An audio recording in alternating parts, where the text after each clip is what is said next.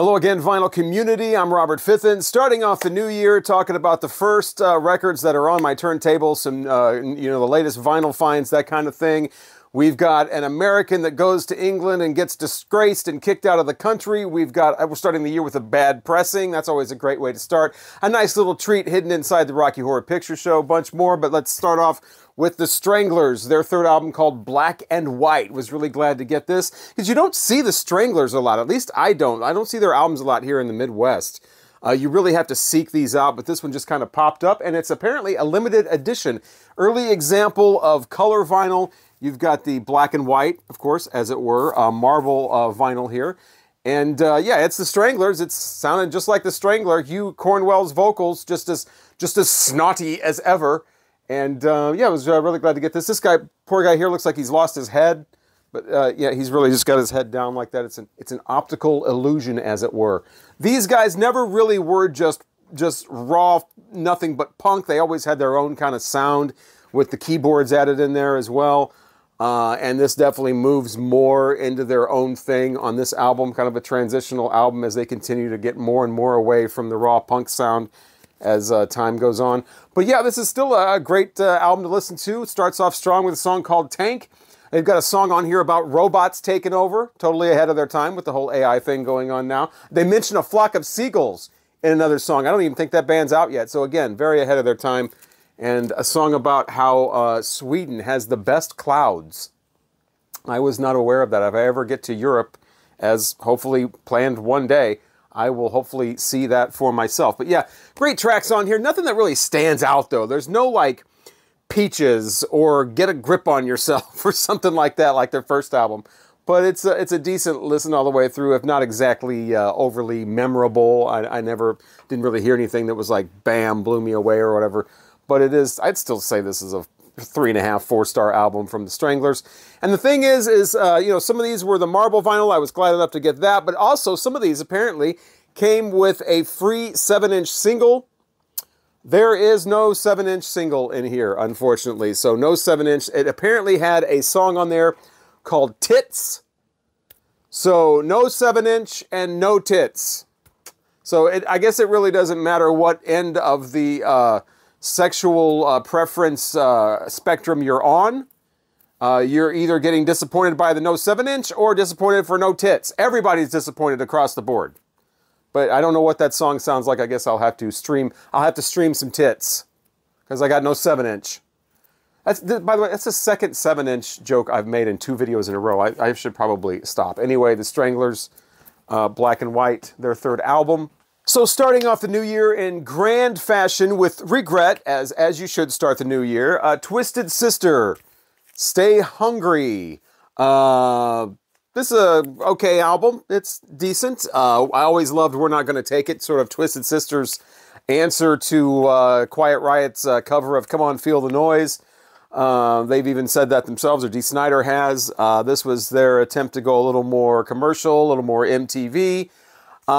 Picked up the Music on Vinyl version of this, and I did not take my own advice, unfortunately. The advice I gave with the Poison record I did a video on where it was the worst pressing I've ever heard. This is an absolutely terrible pressing of this, and I'm really kind of surprised at Music on Vinyl, the company, because they usually do really incredible sounding records, but not this one. And sure enough, I go to Discogs, I'm listening to this going, this sounds terrible. Go to Discogs, check it out, and sure enough, their reviews are right there from people saying, yeah, this is awful. This sounds distorted and flat, and what's wrong with this pressing? Music on Vinyl usually does great work. What happened here?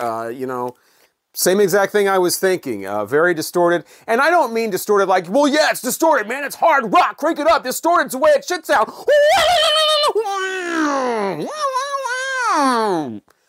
There's different types of distortion. It's not that type of distortion. This sounds like it sounds like somebody's got a bag of chips in front of the speaker or something like that. This sounds like you're running it through Kraco speakers, and you've got a small subwoofer. That's exactly what this sounds like. I've had this for quite a while, on cassette.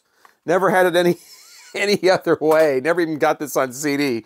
And so thought I'd, I'd bring back some memories and get this on a record, and thought music on vinyl, man, I don't want to, get an original when I can get music on vinyl. It's going to sound great. It's going to be brand new. Won't have to worry about scratches or anything like that. And no, I'm going to still be obviously probably getting an original of this at one point if I ever find one out in the wild somewhere. But yeah, no, not this music on vinyl. And yet, like I said, usually they're a brand you can trust, but not this time. This sounds, like I said, I think I described it. It's just bad. And I know that people will say, well, who cares about the pressing? It's all about the music. Well, if the music sounds like shit, then that's going to distract from listening to the music, okay? And this does not sound good at all, especially for the price point that this is. Definitely does not sound good when you factor into that. But yeah, songs like I Wanna Rock, and of course We're Not Gonna Take It on here, and SMF, which I remember hearing an interview with Dee Snider on, I think it was Rockline or something, one of those interview shows that used to come on the radio at like 1 o'clock in the morning. He was like, some caller called in, what does SMF stand for? He's like, super music fan. So yeah, I'm a super music fan. You're a super music fan too. Yeah, right.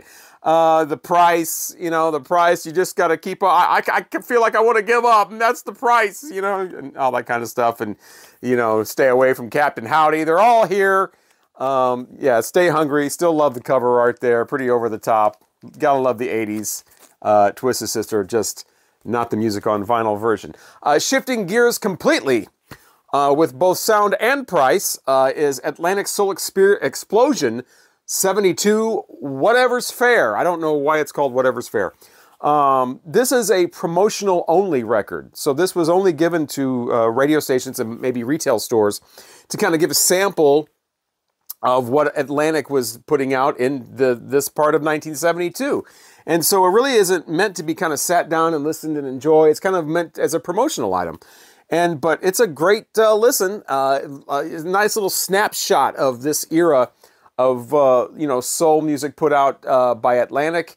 And this has heavy hitters on here like Aretha Franklin and Wilson Pickett.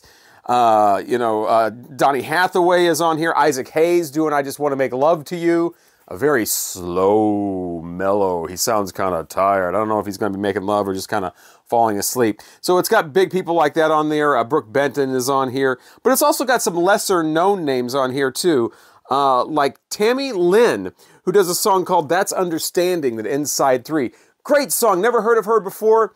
She's great, but then she kind of takes off the headphones and leaves the studio, and the band just locks into this groove and just rocks out for the very end of the song and just keeps going and going and going. It is a great song. Once again, That's Understanding by Tammy Lynn. It's probably definitely, I gotta quit saying that. It's definitely one of the highlights on here. There's the Patterson Singers, who I wasn't familiar with, Howard Tate, David Newman. So you get the up-and-comers, some who never really came, and then you get the superstars, like I said, Aretha Franklin, and Les McCann is on here, and like I said, Donny Hathaway, a bunch of people like that. Betty Wright is on here with I'm Getting Tired, Baby.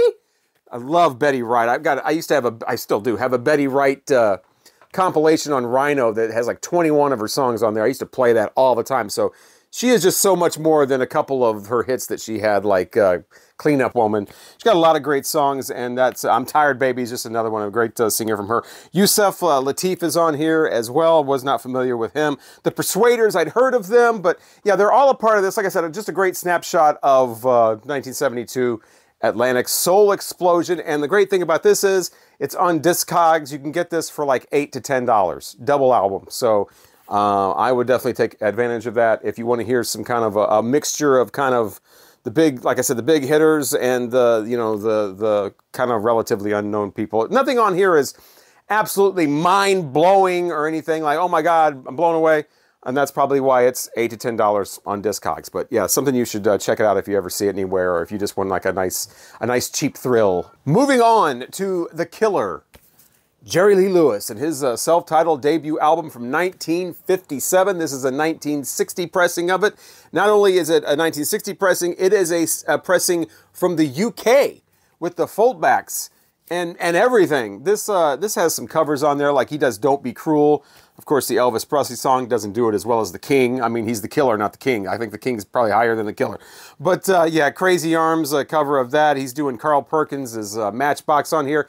The big hit for himself on here was High School Confidential, which is a great song from Jerry Lee Lewis. Always liked that one. Really liked the movie that's from, too. I think he actually is in that movie playing the song. But always loved the movie High School Confidential with, who was in that? Russ Tamblyn and Mamie Van Doren. I think Michael, what's his name? Michael Landon from Little House on the Prairie shows up for a tiny bit part before he was popular. Great movie from the 50s, you know, juvenile delinquents and whatever, and has a twist about halfway through. Not twist like Chubby Checker, but a plot twist. So I won't give that away. But it's a really underrated movie, and it's hard to find. I don't know where you can stream that or whatever, but you know, you have to see it in CinemaScope, the widescreen thing. There's some versions on YouTube that aren't very good at all, but really wish they would, you know, do something with High School Confidential. Put that in a nice 4K, you know, streaming thing on somewhere. But anyway, Jerry Lee Lewis, of course, it's interesting to have a UK version of this, considering that he went to England and was pretty much disgraced, run out of the country because he married his cousin. And, you know, that was a Southern thing at the time. I don't think all of America was doing that. That was the South. And, but, you know, England really doesn't have anywhere to talk about that. Don't they have kind of an incestuous royal family going on there? That's according to Johnny Rotten, by the way. I don't know about it. I'm just quoting Johnny Rotten from England, that they have an incestuous royal family. So really throwing stones in glass monarchies there, running him out of the country for marrying his cousin, as it were. Is that still going on? Are we still marrying cousins in like the Deep South? In the comments, let me know. Jerry Lee Lewis, though, fun album. Not, you know, no whole lot of shaking, no great balls of fire, but you do have some songs on here that kind of let you know that he's eventually going to go more of a country direction. You can already hear that on here. I love the song "Who'll Buy the Wine," because it's about this woman, and she's going to kiss and hug on whoever. She's going to go out with whoever. She's going to go home with whoever's buying the wine.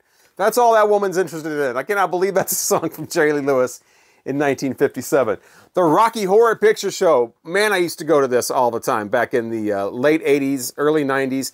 I caught it at the theater, the Tivoli Theater in St. Louis is where we used to go. I caught it for the first few times right before it was released on videotape officially.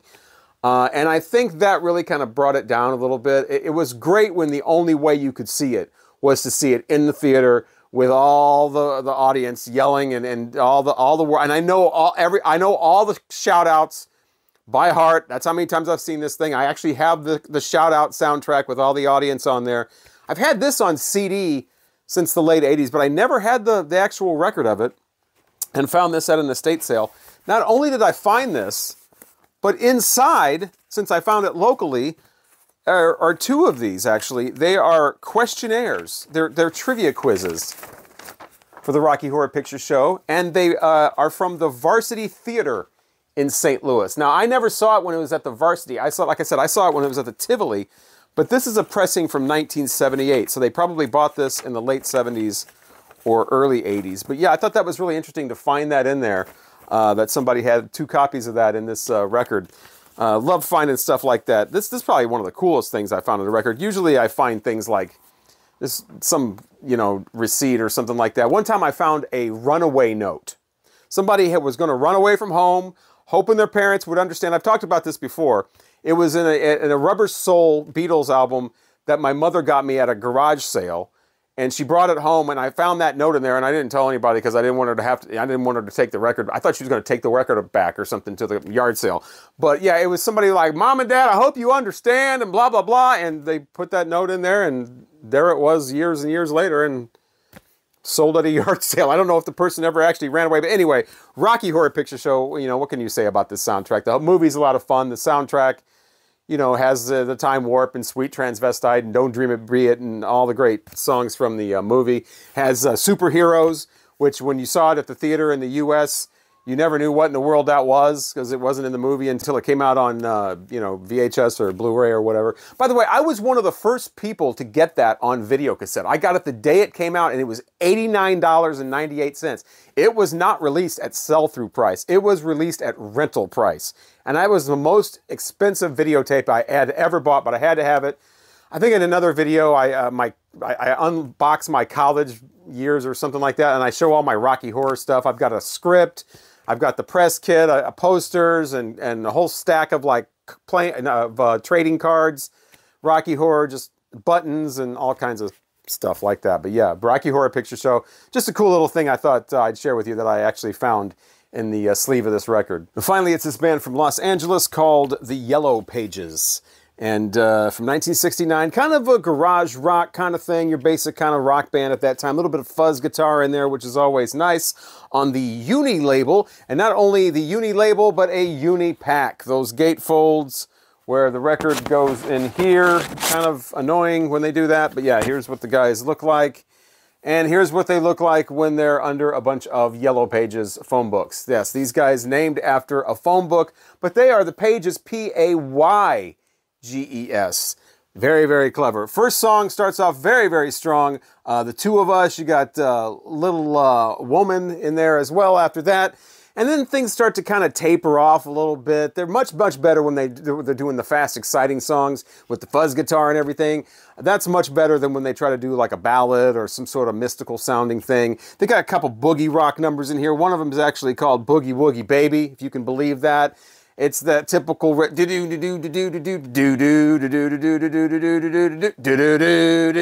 riff that you've heard a million times. But these guys apparently were regionally popular in the LA area in the, you know, like 68, 69. They had a bunch of singles out.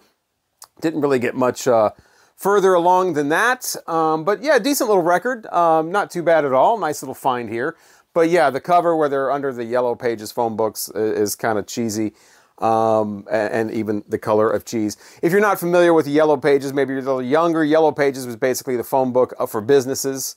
You know, if you wanted to look up a business or you know, you looked up by what kind of business, like if you wanted to order a pizza, you looked up pizza and there were all the pizza places. If you wanted an attorney, you know, if you wanted a, I don't know, a fishing supply store or something, you'd look under that kind of. If you wanted a record store, you would look under you'd look under P for phonograph. I almost said pornographic records. For phonograph records, I still remember that they were under P. But yeah, and then the White Pages was a different book, and it was for you know, like residential, you know, like common ordinary folk. But yeah, these guys, you know, say that they were going to be big. They were just about to hit it off, and then they were hired by literally the phone company to do a commercial for the Yellow Pages, and they say that that killed their career, that, you know, blew all of their integrity, made them, you know, they were sellouts, and nobody wanted to have anything to do with them anymore after they made that commercial. That was a big thing at the time. You didn't want to sell out. You didn't want to make commercials. You were thought of as a joke, and that's apparently what happened with these guys. They actually did a commercial for the Yellow Pages, and but you know, then again, they're called the Yellow Pages, and they're under a bunch of Yellow Pages phone books on both covers. So who didn't see that coming? But anyway, yeah, fun listen for once or twice, especially the first couple of songs. It does have one of those devil woman, it's what it's called, one of those songs where the woman is creeping around. The devil woman, get away from my door, quit creeping around my door, get away from me. That was a big thing in the late 60s, early 70s. A lot of evil women creeping around doors. I don't know if that was a thing that really happened, but it seemed to happen a lot in songs. There was always an evil devil woman creeping around the door, creeping around the back stair, coming around my door, I don't want to see your shadow anymore. Evil woman, get away from me.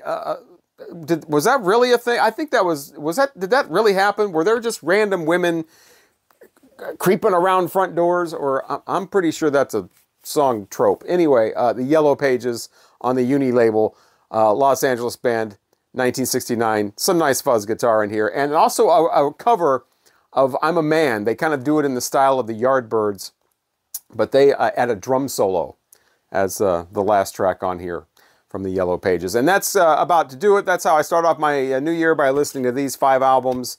And The Stranglers was nice, and I like the little treat inside the Rocky Horror Picture Show album. The Jerry Lee Lewis, you know, it sounded like Jerry Lee Lewis. That was fun. This is okay. A little disappointed in the Twisted Sister, you know, sound, you know, quality. But other than that, hopefully you're having a great new year so far, and hopefully I will talk to you again soon. Thank you so much for watching.